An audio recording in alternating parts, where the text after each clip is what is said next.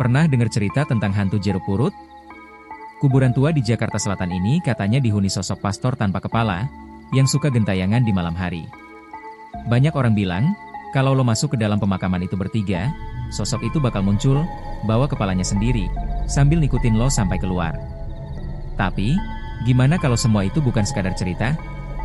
Gimana kalau hantu itu beneran ada, dan lo harus ngalamin sendiri terornya? Suara angin kencang, suara rantai diseret, lalu fadein musik horor mencekam. Selamat datang di cerita horor kali ini. Hantu Jeruk Purut. Malam itu, entah kenapa gue nekat ngajak dua temen gue, Randy sama Tika, buat nyobain mitos yang katanya kalau masuk ke TPU Jeruk Purut bertiga, lo bakal diganggu. Awalnya sih cuma bercanda di warung kopi. Randy yang paling sok berani bilang, "Ah, hantu emang mana ada? Paling juga orang halu." Tapi justru dia yang paling pucat pas gue beneran ngajak. Gue yang biasanya paling penakut malah mendadak pengen buktiin, entah karena penasaran, atau karena rasa ego yang ditantang. Sekitar jam 11 malam, kita bertiga udah berdiri di depan gerbang pemakaman. Gerbang besi itu kelihatan tua, catnya udah ngelupas di sana-sini, dan bunyinya berdecit tiap kena angin. Suasananya hening banget, cuma ada suara jangkrik sama hembusan angin dingin. Dari dalam, kelihatan samar-samar deretan nisan yang berdiri miring, sebagian ketutup bayangan pohon besar. Tika udah bolak-balik bilang, "Kita balik aja yuk." Gue nggak enak perasaan. Dia bahkan udah narik lengan gue, kayak bener-bener nggak mau masuk. Tapi gue malah senyum, berusaha kelihatan tenang. Santai aja, cuma kuburan doang, kan? Kita nggak ganggu siapa-siapa. Padahal, jujur aja, dalam hati gue juga udah mulai ragu. Ada suara kecil di kepala gue bilang kalau ini ide bodoh, tapi rasa penasaran masih lebih besar. Kita jalan pelan-pelan masuk ke dalam. Suara langkah kaki kita kedengeran jelas, nibanin tanah becek sisa hujan sore tadi. Rumput tinggi di sisi jalan goyang kena angin, tapi bentuk goyangannya nggak biasa, kayak ada sesuatu yang rayap di bawahnya. Lampu jalanan redup, beberapa bahkan mati, bikin sebagian jalan gelap total. Rasanya kayak ada mata-mata tak kasat mata yang ngawasin kita dari setiap arah, tapi kalau gue beranikan diri nengok, tetap aja kosong. Semakin jauh masuk, aroma lembab bercampur bau tanah basah makin kerasa. Di antara itu, sesekali tercium bau aneh, kayak amis yang samar. Gue nggak tahu apakah cuma perasaan gue doang atau mereka juga nyium hal yang sama. Randy tiba-tiba berhenti, ngeliatin kanan kiri. "Lo denger nggak?" katanya pelan. Gue dan Tika otomatis diam, pasang telinga. Yang kedengeran cuma suara jangkrik dan desir angin nyapu dedaunan. Tapi entah kenapa, hening itu justru bikin suasana makin tegang. Jalan setapak yang kita lewati makin menyempit. Di kiri kanan, batu nisan berjejer, ada yang baru, ada juga yang udah retak dan ditumbuhi lumut. Beberapa nisan miring kayak mau roboh, bikin suasana tambah suram. Gue bisa ngerasain hawa dingin yang gak biasa. Ini bukan dingin kayak kena AC atau angin malam, tapi dingin yang masuk sampai tulang, dingin yang bikin bulu kuduk merinding tanpa alasan. Tika tiba-tiba meremas tangan gue kenceng. "Vin, gue beneran gak enak. Dari tadi kayak ada yang ngikutin kita deh." Gue nengok ke belakang, dan gue lihat jalan gelap yang barusan kita lewatin. Gak ada siapa-siapa. Tapi, anehnya, gue beneran ngerasa ada yang jalan tepat di belakang kita. Langkah samar, pelan, tapi konsisten, kayak seseorang berusaha nyamain ritme jalan kita. Gue coba nenangin diri, bilang ke mereka, mungkin cuma halu. Jangan pikir yang aneh-aneh. Tapi suara gue sendiri terdengar goyah. Perasaan gue makin kacau waktu kita sampai di persimpangan kecil di tengah pemakaman. Ada dua jalan, satu ke arah kiri yang lebih gelap, satunya ke kanan yang agak terang karena masih ada lampu. Logika jelas bilang kita harus ambil jalan kanan, tapi entah kenapa, langkah gue malah otomatis ngarah ke kiri. Randy langsung protes, "Lo mau kemana? Situ gelap banget, Vin." Gue berhenti sejenak, bingung sendiri. Seolah ada dorongan halus, bisikan kecil di telinga gue yang bilang, "Lewat sini." Gue nengok ke Tika, dan gue bisa lihat wajahnya makin pucat. Matanya terus ngeliatin sesuatu di belakang gue, tapi waktu gue nengok, lagi-lagi kosong. Gue nyoba ketawa kecil, "Udah jangan bikin tegang. Kita muter sebentar aja, abis itu cabut." Tapi sebenarnya, senyum gue udah mulai getar. Karena dalam hati, gue sadar. Sejak kita masuk ke tempat ini, suasana benar-benar berubah. Kayak ada sesuatu yang nunggu kita lebih dalam lagi. Semakin dalam kita masuk ke dalam kuburan itu, hawa dinginnya makin gak wajar. Kalau awalnya cuma kayak udara malam biasa, sekarang dinginnya udah kayak nempel di kulit, bikin bulu kuduk berdiri semua. Nafas gue keluar pelan, kayak ada kabut tipis padahal ini bukan musim dingin. Gue berhenti sebentar karena tiba-tiba nyium bau anyir. Bukan cuma bau tanah basah, tapi jelas bau darah yang menyengat, bikin perut mual. Lo nyium gak sih? Suara Randy lirih banget, tapi masih jelas kedengeran. Dia nutup hidung, wajahnya mulai kelihatan gak tenang. Tika buru-buru ngangguk cepat, bibirnya gemeteran. Iya, amis banget. Gue coba nenangin mereka, meski suara gue juga udah goyah. Santai, mungkin ada bangkai tikus atau kucing. Tapi jujur aja, hati gue sendiri udah gak tenang. Bau itu gak biasa, baunya tajam banget, dan seolah makin lama makin dekat sama kita. Kita masih jalan pelan, tapi makin hati-hati. Mata gue terus ngeliat ke kanan kiri, takut tiba-tiba ada yang nongol dari balik nisan. Tika jalan di belakang gue, tangannya nyekel ujung jaket gue rat-rat kayak anak kecil takut ketinggalan. Randy yang tadi sok berani, sekarang mukanya udah pucat pasi, matanya terus waspada ngeliatin sekeliling. Lalu tiba-tiba, dari kejauhan kedengeran suara langkah kaki. Suaranya berat, lambat, tapi pasti. Bukan kayak langkah manusia biasa, tapi lebih kayak sesuatu yang berat banget dipikul. Kita bertiga otomatis berhenti, diam, dan pasang telinga. Suara itu makin jelas, gak cuma langkah, tapi ada bunyi gesekan aneh, kayak rantai diseret di tanah. Jantung gue langsung berdegup kenceng, keringat dingin mulai netes di pelipis. Randy pelan-pelan nengok ke arah suara. Matanya langsung melebar, wajahnya pucat kayak kertas. Dia mundur selangkah, bibirnya gemeter, tapi gak ada suara keluar. Gue yang penasaran akhirnya ikut nengok, dan sumpah, gue hampir teriak di tempat. Di ujung jalan setapak, samar-samar gue lihat sosok tinggi banget, badannya dibalut jubah hitam panjang yang kumal dan robek-robek. Dia jalan pelan, langkahnya berat, kayak nahan beban. Tapi yang bikin gue hampir gak bisa nafas, kepalanya gak ada. Lehernya putus, bolong, kayak dipenggal kasar. Dari lubang itu netes darah kental yang gelap. Dan di tangannya yang pucat, penuh noda darah kering, dia megang sesuatu. Gue baru sadar kalau itu kepala manusia. Kepalanya masih lengkap, matanya kebuka lebar, bola matanya merah, ngeliatin kita lurus kayak masih hidup. Mulut kepala itu sedikit terbuka, kayak mau ngomong sesuatu. Tika langsung nutup mulutnya pakai tangan, berusaha nahan teriak. Badannya gemeter hebat, hampir jatuh kalau nggak gue pegang. Gue sendiri kaku, kaki gue rasanya berat banget buat digerakin. Sosok itu makin dekat, langkahnya pelan tapi teratur, dan setiap langkahnya bikin tanah kayak bergetar. Suara rantai yang nyeret makin kenceng kedengeran, bikin suasana tambah mencekam. Randy akhirnya bisik, hampir gak kedengeran, "Anjer, itu beneran kan?" Suaranya penuh ketakutan, kayak udah gak ada tenaga lagi. Gue gak bisa jawab. Lidah gue keluh. Yang ada cuma napas gue yang makin pendek dan jantung yang kayak mau meledak. Sosok itu terus jalan ke arah kita. Jaraknya udah gak terlalu jauh. Gue bisa ngeliat jelas, darah masih netes dari kepala yang dia pegang. Kepala itu, gue yakin banget, matanya ngikutin gerak kita bertiga. Kayak ngejagain, kayak gak mau ngelepas pandangan. Bau amis makin nyengat, lebih parah dari sebelumnya. Gue berusaha ngajak mereka mundur pelan, tapi Tika udah keburu panik. Tubuhnya kaku, dia cuma bisa nangis tanpa suara, air matanya ngalir deras.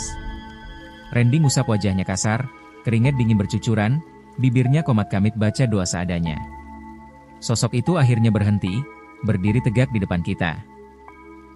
Dari dekat, makin jelas kalau tubuhnya tinggi nggak normal, lebih dari 2 meter. Leher yang putus itu masih netesin darah hitam, dan kepala di tangannya, sekarang senyum tipis, senyum yang bikin darah gue beku di tempat. Gue tahu, ini bukan halu. Ini nyata. Kita benar-benar ngelihat hantu jeruk purut itu sendiri. Tika langsung mau teriak, mulutnya udah kebuka lebar, tapi gue buru-buru nutup mulutnya dengan tangan gemeteran. Kalau dia teriak, gue yakin sosok itu bakal langsung nyerang. Nafas Tika panas dan gak teratur, matanya berkaca-kaca penuh ketakutan. Sosok itu makin dekat, jalannya pelan tapi berat banget, Setiap langkahnya bikin tanah di bawah kaki kita kayak ikut bergetar. Suara rantai yang diseretnya makin kencung, nyeret batu dan tanah, suaranya bikin bulu kuduk gue berdiri semua. Gue bisa lihat jelas darah hitam pekat netes dari leher yang putus, ngucur pelan sampai bikin tanah di bawah kakinya jadi basah. Bau amisnya udah gak ketahan, menusuk banget, sampai bikin perut mual dan tenggorokan gue hampir muntah. Gue masih berusaha nahan teriak, tapi tiba-tiba tanpa aba-aba Randy langsung lari sekenceng-kencengnya. Dia teriak panik, gue gak kuat. Gue cabut. Suaranya pecah, lebih mirip orang ketakutan mau mati. Langkahnya kedengeran jelas, makin lama makin jauh.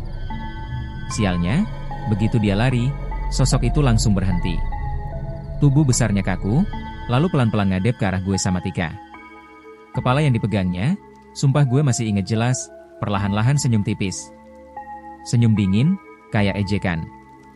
Tika langsung kejang badannya, panik gak karuan, matanya ngeliat ke gue kayak minta tolong. Gue juga udah gak kuat, akhirnya gue tarik tangannya dan kita ikut lari. Nafas gue ngos-ngosan, jantung berdetak kenceng kayak mau copot. Gue gak peduli lagi arah mana yang kita ambil, pokoknya kabur sejauh mungkin dari sosok itu. Tapi anehnya, makin kita lari, jalan setapak yang kita lewatin kayak gak ada ujungnya. Gue inget banget ada nisan dengan foto yang pecah di sisi kanan jalan, tapi setelah beberapa menit lari, gue lihat nisan itu lagi. Gue yakin banget kita muter-muter di tempat yang sama. Tika udah teriak panik, "Vin, kita muter. Kita balik ke situ lagi." Gue cuma bisa narik tangannya lebih kenceng, meski dalam hati gue juga udah kebingungan setengah mati. Suara rantai yang diseret itu makin jelas kedengeran, meski kita udah lari sekenceng mungkin. Gue nekat nengok ke belakang, dan hampir jatuh saking syoknya. Sosok tanpa kepala itu nggak berlari, tapi entah gimana, jaraknya makin dekat aja. Jalannya tetap pelan, tapi kayak ada kekuatan aneh yang bikin dia bisa terus ngejar kita. Kepala yang dia bawa masih menatap lurus, dan sumpah, gue ngerasa tatapannya nancep langsung ke mata gue. Keringat dingin ngalir deras dari punggung gue. Nafas gue udah ngos-ngosan, kaki gemeteran, tapi gue nggak bisa berhenti. Tika di sebelah gue udah nangis keras, suara tangisannya campur sama suara napas terengah-engah, bikin suasana makin kacau. "Vin, dia makin dekat. Dia makin dekat," teriaknya sambil terus lari. Di tengah kepanikan itu, gue dengar suara lain. Bukan cuma suara rantai, tapi kayak bisikan pelan dari segala arah. Suara-suara itu samar, tapi kedengeran jelas ngomongin hal-hal yang bikin bulu kuduk merinding. Ada yang kayak bisik, "Jangan lari, ikut aku." Ada juga yang ketawa pelan, cekikikan aneh, kayak suara anak kecil tapi serak dan menakutkan. Suara itu makin banyak, datang dari arah pepohonan, dari balik nisan, bahkan dari tanah. Gue bener-bener ngerasa dikepung. Gue nekat berhenti sebentar, nahan Tika biar ikut berhenti. Nafas gue udah kayak mau putus. Gue coba lihat sekitar, nyari jalan keluar. Tapi yang gue lihat cuma jalan panjang yang sama terus. Kanan kiri masih penuh nisan, pohon besar menjulang gelap, gak ada tanda-tanda gerbang pemakaman. Gue ngerasa kayak kita masuk ke dimensi lain, dunia yang gak ada ujungnya. Sosok itu masih jalan pelan, tapi gue yakin kalau kita diam terlalu lama, dia bakal nyampe ke kita. Gue tarik lagi tangan Tika, kita lanjut lari. Kali ini gue gak peduli arah mana. Asal ada cahaya sedikit, gue langsung tuju ke sana. Tapi setiap kali gue kira lihat cahaya lampu, cahaya itu hilang kayak ditelan kegelapan. Suara rantai makin dekat, makin jelas, dan setiap kali gue nengok, gue makin yakin, sosok itu gak sekadar ngejar. Dia kayak lagi mainin kita.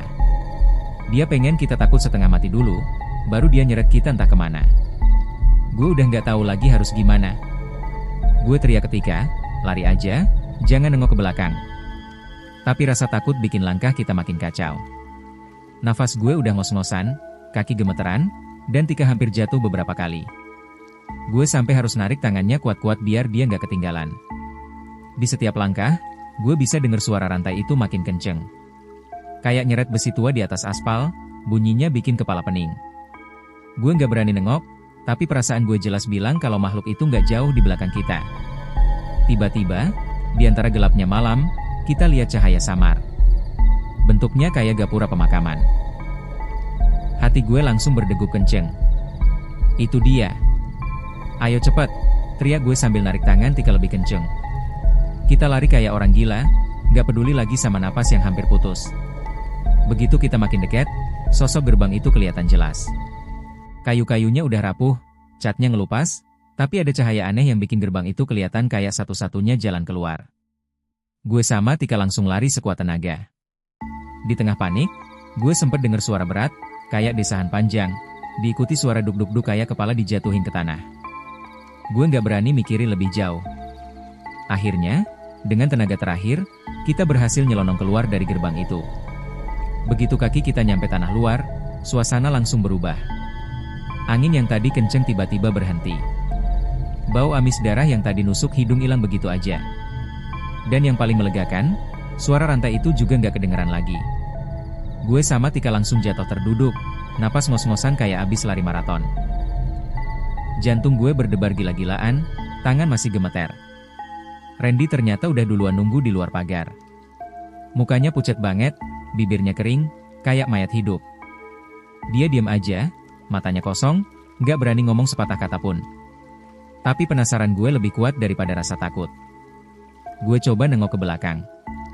Dan sumpah, itu kesalahan terbesar gue malam itu. Di balik pagar pemakaman, sosok pastor tanpa kepala itu masih berdiri tegak. Tubuhnya tinggi, jubah hitam panjangnya sobek-sobek ditiup angin. Dari leher putusnya, darah masih netes, bikin tanah di bawahnya kelihatan basah dan gelap. Tangannya masih megang kepala manusia yang matanya melotot. Tapi yang bikin gue hampir gila adalah, kepala itu lagi senyum. Senyum lebar banget, kayak ngejek kita yang udah berhasil kabur.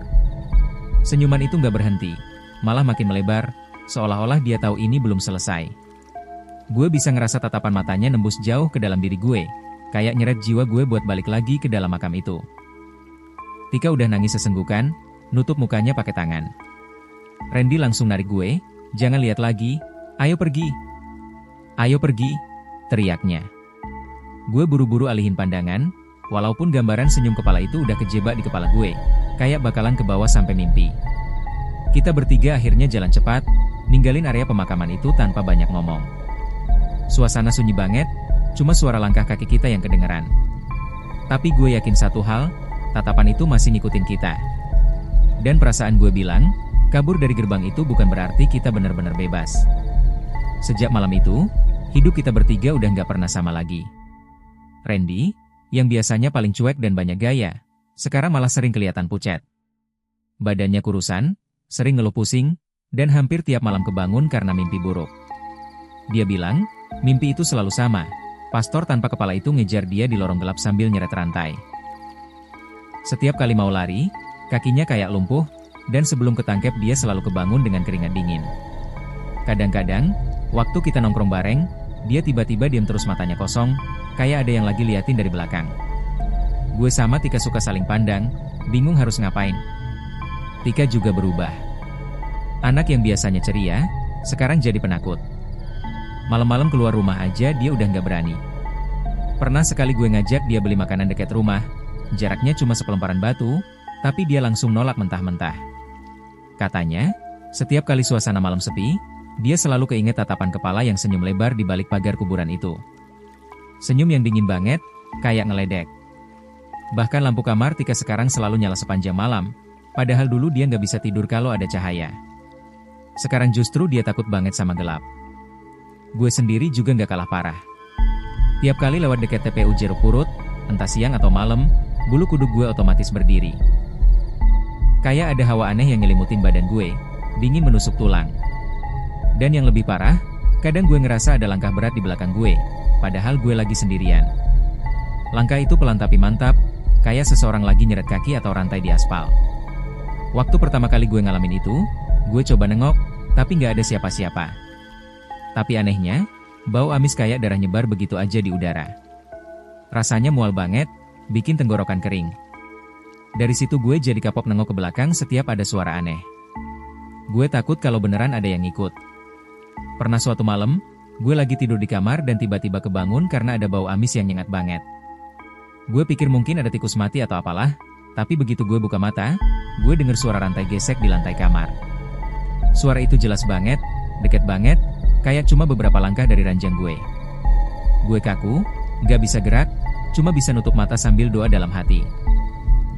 Waktu gue memberanikan diri ngintip dikit, sumpah gue ngeliat bayangan tinggi di pojok kamar, berdiri tegak tanpa kepala. Gue langsung tarik selimut nutupin muka, badan gemeter sampai subuh. Besoknya, gue coba yakinin diri kalau itu cuma halusinasi. Tapi jujur, sampai sekarang gue nggak yakin.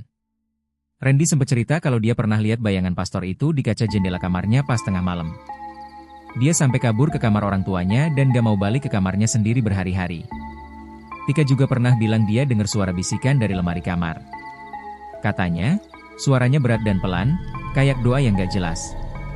Gue nggak tahu apakah itu sugesti karena kita bertiga ngalamin hal yang sama, atau emang beneran hantu itu ngikutin kita sampai rumah masing-masing. Yang jelas, satu hal yang gue yakin sekarang, cerita hantu jeruk purut itu bukan sekadar mitos. Dia beneran ada. Dan kayaknya, dia nggak suka kalau ada yang ganggu malamnya di sekitar kuburan itu. Sampai sekarang, setiap kali gue keinget malam itu, gue masih bisa ngerasain tatapan kepala yang senyum lebar dari balik pagar. Senyum yang seolah bilang, kalian udah lihat gue. Sekarang giliran gue yang bakal ngeliatin kalian. Saya Joe, dan ini adalah Radio Horor AI, tempat di mana suara-suara gelap tidak pernah benar-benar hilang. Matikan lampumu. Tapi jangan pernah mematikan kewaspadaanmu. Sampai jumpa di malam yang lain. Jika kamu masih di sini. Jika Anda pecinta horor sejati, subscribe sekarang dan nyalakan lonceng notifikasi agar tidak ketinggalan cerita terbaru.